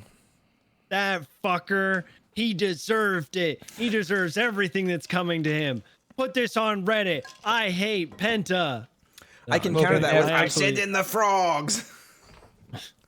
I got over 500 frogs. Shalom to the Yespixel podcast. She won't be missed. I think I don't know the details of what happens or anything beyond that. He's no longer with the PD, but I think it's a pretty damn big loss for not just like characters, people who play characters, and not anybody who is a self-insert, but also for the PD. I think we, especially with the new range of cadets that we've hired, we don't have too many people who have the balls, the cojones that man brought to the table. And it wasn't just, oh, he was good at, serving warrants, or he was good at writing or raiding people or pumping, his thing to pump. It wasn't just that. He was very, very good at creating role play for those around him when it came to his rank as well. There was a time when I think it was Moose Brother and I, we were both still cadets, and we asked, we said, hey Wrangler, can we ride together? We're solo cadets. We both had our finals. Like, can we just chill? And he's like, you know what? I'll let it happen, but you guys are only allowed to respond to 911s.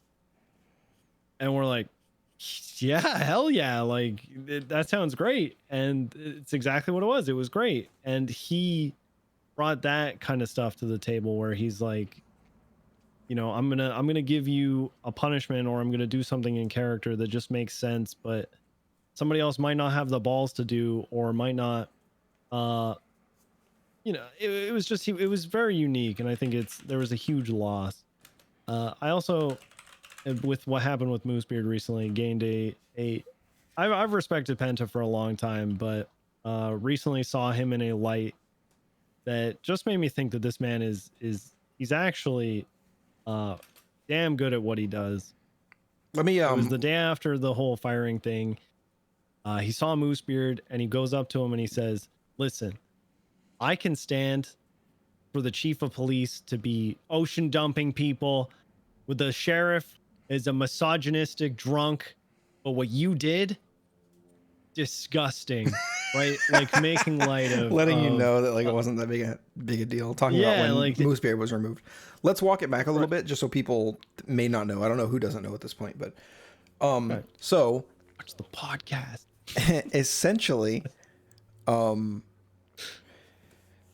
Penta, who plays Randy Wrangler, who's a cop on NoPixel, had his NoPixel whitelist for PD specifically removed for what this is all speculation, right? For my understanding was a series of, and I'm trying to be like the most objective I can here, right?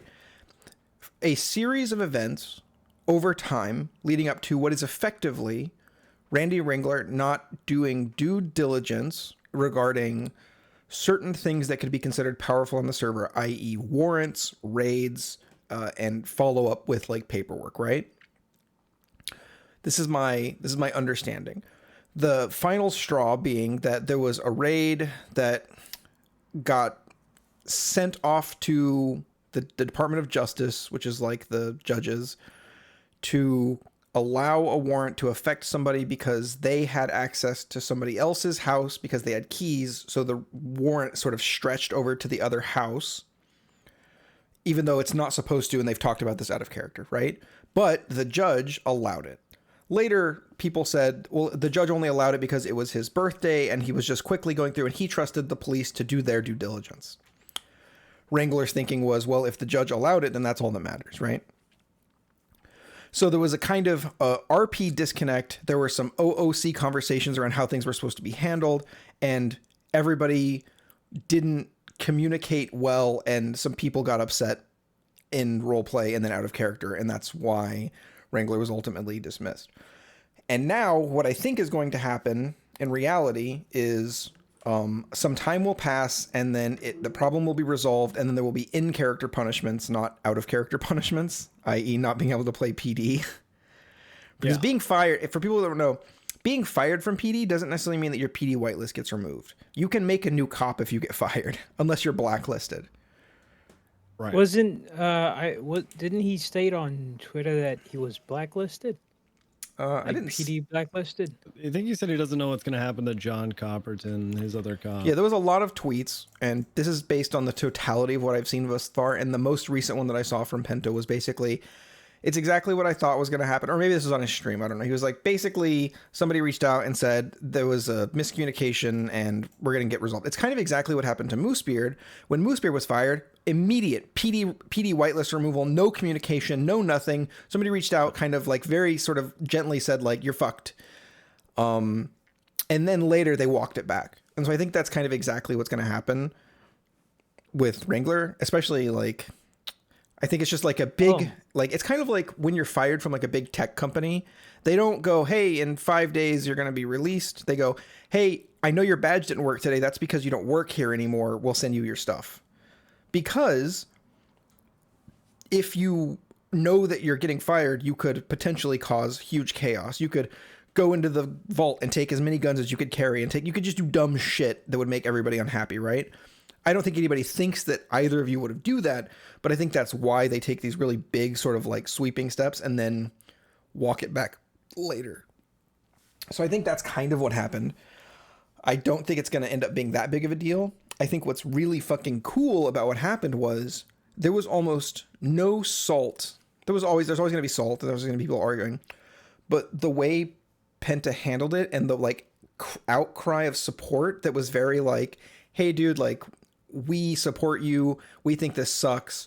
Like we've got your back kind of thing on Penta's Twitter thread was really fucking cool. And then later some people were, being shitty, but whatever. So that's kind of the totality of what's happened so far. So now that people are caught up, where were we? It's not as bad as I thought it was at first. I thought that he got his PD whitelist removed, and it was because of how he utilized the abilities cops have. But yeah, I thought that it was fucked, but apparently not. One thing that it made me think was, what does it mean for the rest of the cops now? If he gets unwhitelisted, or if he gets speed run out the door. Mm-hmm. I don't even think those roleplay encounters, all done in DMs, right? The only response, what I was thinking at the time was, okay, I need to stop fucking around. No more sticky situations RP wise, and reel it back in. And when I first considered making a police character, I was in the deep end. I was thinking of how I could do things like corruptly, how I could make encounters interesting, not just for me, but the criminals I was role playing with, like under the table shit, get false testimonies, but not take it too far, but like generate a degree of reputation for being a guy who's borderline crooked. But then, after that verdict, in order to keep your job, you just got to be not cookie cutter, but you got to approach every situation. You got to be pretty straight with it. Yeah. What did you guys think? Troms? I think I've said my two pieces already. I think I hope he comes back. I hope we get Wrangler back. Yep. Yeah, he added so much to the PD. Do you know much about this, Wetbow? I know it's like a Twitter drama type thing. So you might. Okay, so what are your thoughts? I posted under. Did you? Nice.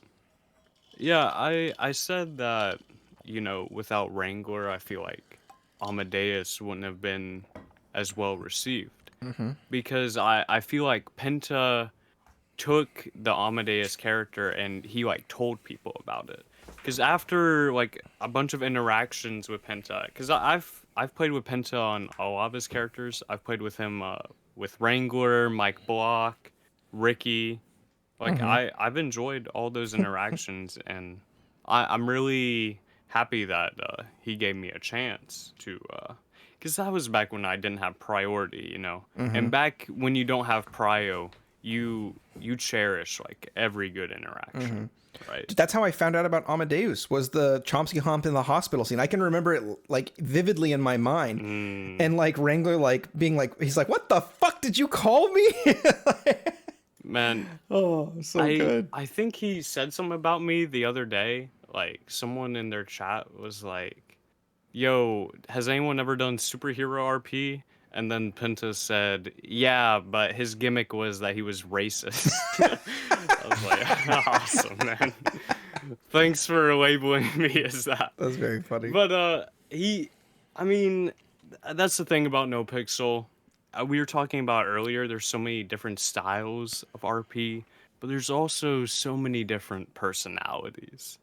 And Penta has one of those personalities where he's just kind of a fucker. That's a great descriptor. He's kind of a fucker. Some people may enjoy that. Like, I can interact with that. Like, I'm just role-playing with him. Some people, you know, they see it as something else. They see it as, oh, you're taking me down. And it might be, like, they might be in character, too, but some people may be interpreting it as OOC, and then it turns into OOC. And it's all just a matter of, like, miscommunication and like trying to figure out this situation while you're in the middle of the role play is kind of tough at times. Yeah, I think. Oh, go ahead. But I think with this situation, I don't have too much experience. I'm not a cop. I'm not, you know, a part of the DOJ. But I mean, I just take L's and roll with them. Like, I understand where he's coming from. But I think it was just a miscommunication, and I think they've worked it out, OOC. By the way, I think that's what I heard. I don't know. Yeah, I hope so. Judge elections are coming up. I think Party Hardy should run for judge. Oh, yeah. That would be so a sick. lot of people running. Yeah, there's like almost nobody running. How come? Because I don't have the bar license or any experience. Do you have to have a bar license to run for judge? You also have to have experience as a government employee. But any cop can run for judge because they're technically litigators. Wait, what? Yeah. Bar certified. Yeah, when you become a cop, you get bar certified. Dude, I thought about it. I think I couldn't do it on John Hydra because he's like what I do to be on the server and have fun and like chill. And I think being a judge would be a lot less action, and I'd get very bored. But maybe in a couple months, if it happens again, maybe I fucking give it a shot. Yeah, judge. We're gonna do it. I could never be a judge, but like Party Hardy was a HOA lawyer. I represented Cy Carter. Oh yeah. At the dam. Oh, I remember and unfortunately, we both got executed. So I'm probably not a good lawyer to have. Or an amazing lawyer if getting executed was your goal. Duh. Yeah, I mean, I have a lot of fun with Cy. All right, I got a question I ask everybody. Wetbow. How many applications did it take you to get accepted to the server? I only got in on my last one. The fifth one? Ooh. That Miles was number 5 as well. I swear. Like, me too. Like, I put in so much effort in every... I'm not a bad writer. Like, okay, that might be like putting myself on a pedestal, but I don't think I'm a bad writer. Like I'm certified to like write things for companies and businesses. Like I wrote this like essay, man, like pages upon pages, and like every time I got denied, like I think back in the day you could put multiple characters. So every time I got denied, I put in a new character. I put in like so much information. And my final one, I was like, okay, I'm going to put Mr. 9, I'm going to put his whole backstory, I'm going to put his manifesto in here, I'm going to put his goals, his fears, his weaknesses, literally everything. And I got in. I was like, wow. Dude, how scary so was thankful. it submitting that 5th application? For those that don't know, you can only ever submit 5 applications to NoPixel before you're permanently denied. Yeah, I mean, I think whoever was reading my apps was, they were definitely looking for good people. I was happy I got in. So I feel like, maybe nowadays it's a little easier because we see a ton of people on there. So we've got two 5 applications and 2 1 applications here, huh? This is like the ultimate. The ultimate we got 2 elitists. Me and 52 chains, man. Yo, funny story. I actually was like, yo, 52 chains. Like, how do you get in NoPixel, man? Because I think I saw him on there, and I was like, okay, I'll follow him on there. If he can get on there, I can get on there. Oh, so I was a bar of entry? Okay, all right. Yeah, I was like, I mean, it must be not that difficult. I mean, have you seen this guy's RP? He's basically just fucking ADHD speedrun getting banned. It's not too hard. How many people do you guys think got could have been S-tier role players, but because of their, oh, so many inability to, put pen to paper, they didn't get in? So many. Yeah, there was a lot of lost opportunities. There were a bunch of people. Do you guys remember the ban wave? There were a bunch of people that got banned because it came out that they were hiring somebody to write their applications for them, and I guess whoever the person was, like, okay, this is all speculation. The rumor that I heard was the person who wrote all these people's applications said, "Hey, if you don't give me money, I'm going to go to the admins and tell them that I wrote your application for you." And somebody said, "Fuck you." And so he went to the admin and said, "Here are the people's applications that I wrote." And they all got fucking banned. Like, yeah, because they keep the apps. That's funny. Yeah, I went on Fiverr one time, and I was like, damn, I could pay $500 and get a NoPixel app made. $500? $500? I gotta change my some career. Of those apps go up. crazy. Yeah, some of those people on Fiverr, especially when Red Dead Redemption 2 RP started popping up, there were so many Fiverr writers who were trying to hop on that bandwagon. With NoPixel India, there was a bunch of people trying to write for that as well. It was crazy. Yeah, I also got into my Wild RP, my first this was back when they did in-person interviews. I don't know if they still do, but I got on my first app and then my first interview, and me and the person who interviewed me, like, I kept making them laugh so much. They were like, "You have to stop because I need to finish the interview and I have to, like, go to work." And so, like, we finally, like, I was like, all right. And they were like, "Okay, I need you to role play a random character right now." And I was like, all right. And I pretended to be an old man who believed that he had a magic puddle. And his name was Magic Puddle. Awesome. It's so stupid, dude. And she loved it. It was whatever. Okay, great. Oh, yeah. I got lucky with Wild RP. I had an inside guy who just said, "Hey." The inside guy. Oh, okay. All right. Is everybody here Wild RP? Everybody Wild RP? Yeah, I got accepted. Never I played on put there my a few application times. in. Dude, throw it in, Troms. We should do some fucking... I really, in Wild RP, I really want to play a bunch of guys that just use bow and arrows. Did you just emote me? Forget about it. I Awesome. really want to play a bunch of people that are not role-playing as natives, because I have weird feelings around that. I do like, I love doing accents, and I have a buddy who's native.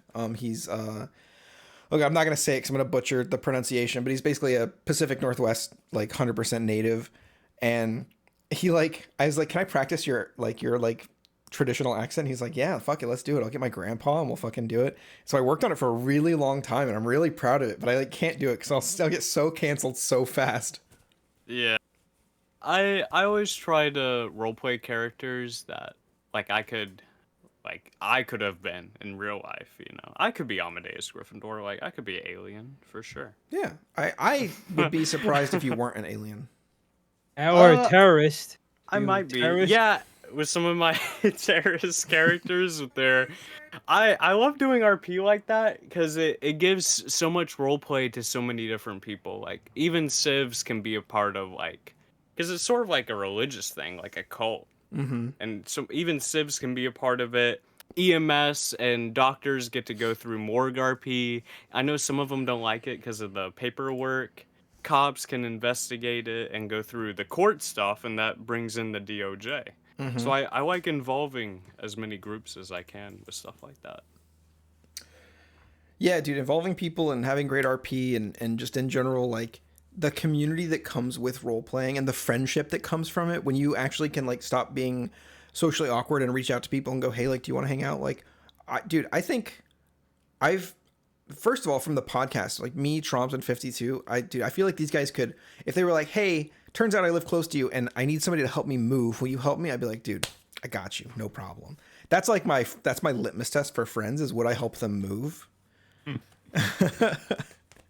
And yeah, dude, there's so much good that can come from roleplay outside of the roleplay itself that I think we have and continue to have a really great opportunity to socialize, make friends, just have a really great fucking time on NoPixel and role-playing in general, that it doesn't matter when the bad stuff happens, when you have the support network of your role-playing friends around you to go, hey, dude, like, you're not as bad as you think you are. You're being hard on yourself. This situation sucks, but we'll work through it. It's so important and so powerful. So it's just a really good thing to have. So to anybody who's afraid of role-playing because it's, like, scary and social, just give it a shot, dude. You'll have fun, I promise. What a beautiful message. And I do want to add, like, some of the people I met through RP are extremely kind. And the viewers and the hoppers, they get a lot of flack, right? But seeing, like, you know, my streaming career has been starting, stopping, and we'll get back to that in a second. Me too. But every time, like, viewers see me, they're like, yo, that's Amadeus. I haven't seen him in, like, 3 months. Yo, that's Party Hardy. Awesome character. Like, that stuff always means the world to me. And when you talk about friends and roleplay, you're one of those people, Hydra, because when my PC broke down, man, and I wasn't able to fix it right away, I didn't have the money. I'm not sure if you want me to mention this, but you offered to help me with the PC. You offered to help me with that. Oh, fuck yeah. And I'm just never one of those people who is like, yeah, I'll take money. So I told you it'd be okay. So I waited a few extra weeks. I was able to get everything sorted out. Eventually, I got a new PC. But, you know, that moment always stands out to me. It's like, damn, like, there are some people in RP who I become friends with in character. And eventually, like, I don't even realize it. Like, we're kind of friends out of character now, too. Viviana is one of those people who has been, like, extremely nice to me. There are so many names I could, like, go off. Yeah, man. I don't mean to like 52 Chains too. I always consider him a friend. Yeah, of course. Thank you so much. I want to say one quick thing too on that note. I want to give props to Trom. You fostered an amazing community. I remember I was in the captain's office, right? And Bass was saying, hey, you fuck up one more time, you're gonna be fired. I'm gonna be honest, it was roleplay, but I was still kind of bummed out. Shook. And someone from your community, LTB, came over. Hit me with a huge paragraph, and it boosted my morale back up. Mm-hmm. So yeah, you got some good people in your community, man. That's true. You do. I think you and 40 have some of the fucking like swellest communities, man. Or Crystal, not 40. Sorry. Your guys' communities are so good to the people around you. Like I can pretty much guarantee if Troms, if you're having an interaction with somebody, good or bad, somebody from your chat is gonna go over and be like, "Yo, great RP. We're from Troms. Keep it up. Chomp, chomp, chomp." Right? Like, yeah. Yeah. I always told them if I see you guys doing anything but like happy hopping, you know, you're just instantly banned from the channel. Like you're out. Yeah. I don't ban people for much. Yeah. Like, I let hoppers come over and say whatever they want, but if you're not passing on good vibes, you're doing it wrong. When I had doing it wrong. When I had like 80 to 160 viewers like pretty consistently, I had an admin or a mod that I like was like, "Hey, I only need you to do one thing." And that's when I'm role playing with somebody, I need you to go to their channel and see if you see anybody from my channel being shitty. And if you do, let them know that they're being banned from my channel and apologize to that streamer in their chat. 100%. here's the text. Hey, I'm a mod from HydraPlz's channel. This person came from our channel, and this is not the way that we accept. They're being banned from our channel. If you want to ban them from yours, that's up to you. And it was like, I actually had people reach out to me and be like, what a great way to hold your community like accountable. I was like, fuck yeah, let's go. As far as like trying to help you out with your PC, Wetbow, I don't even think I like thought twice about it. You're obviously somebody that puts in the work. You've always been very kind to me personally. I tend to reach out to people out of character when I have good interactions or bad. And I think we just clicked. And even though I didn't know you like on a personal level very well, if you're struggling and I have excess and I don't need it in that moment and I can help you get back to like doing your, like the thing that's bringing you joy or money or whatever, I'm absolutely going to try to do that. I'll do that for so many people. If you look at my Twitter, if you look at chats, if you look at DMs, I always tell people like, hey dude, if you ever need to talk, like I understand the value of just talking to somebody. And if you just need to bitch, I'll listen to you bitch. If you need somebody to agree with you, I'll agree with you. Like whatever you need, I will make time to be there for you so that I know like on a personal level that you're okay. Because the people around me, that if you're not okay and I have the ability to help you be a little more okay, I'll go so above and beyond to help you that sometimes, like even to my own detriment sometimes, but I think it's so important to make the world feel more accessible to people. So I try really hard to do that. But yeah, dude, I'm glad I didn't have to give you any money and you got your shit fixed though. Good job. Yeah, I think I posted awesome. A quick picture in the that was a few hours ago. Yeah, I kind of figured that would be somewhat recent, but that's the people like your characters, man. People like that means a lot, for sure. It's always really nice when people appreciate my characters. Like, I understand some people don't like them, and that's perfectly okay, as long as you don't do anything, I would say, like, kind of cringe, like sending me threats or whatever. Like, just keep your opinion to yourself. But, and I want to add on to that, from what Hydra was saying, that it's important in this community to remember that, like, this is kind of a stressful thing sometimes, especially for streamers who may deal with hoppers, Roleplay is kind of stressful sometimes because you're putting yourself out there in front of so many people, so it's always good to be kind to whoever you're interacting with. They might just be having a bad day, I agree with that. Catch more flies with sugar and honey. You'll catch flies. You catch a lot of flies if you're nice to people, is what I got from that. If you catch flies, frogs will like you. We're getting to the 2 hour mark. Wetbow, dude, thanks so much for coming on. Really appreciate you. Would definitely love to have you on again. Before you go, can you plug any socials, anything, projects you're working on, anything you want people to pay attention to, anything like that? Yeah, so right now, my Twitter is Wetbow the Wet. My YouTube is also Wetbow the Wet. My Twitch is just Wetbow. Right now, Party Hardy's making a movie. It's about to be out. There's a ton of role players in it. We're gonna have a big premiere at the cinema, hopefully, if everything goes right in RP. Yeah. Right now I'm also doing the event stuff with Brave New World. That's a thing I'm organizing. Yeah, that's pretty much everything I'm doing. If you ever want to watch, come through when I'm live, I guess. Right on, yeah. Check the man out whenever he goes live. Twitch.tv/Wetbow, YouTube Wetbow the Wet, Twitter Wetbow the Wet.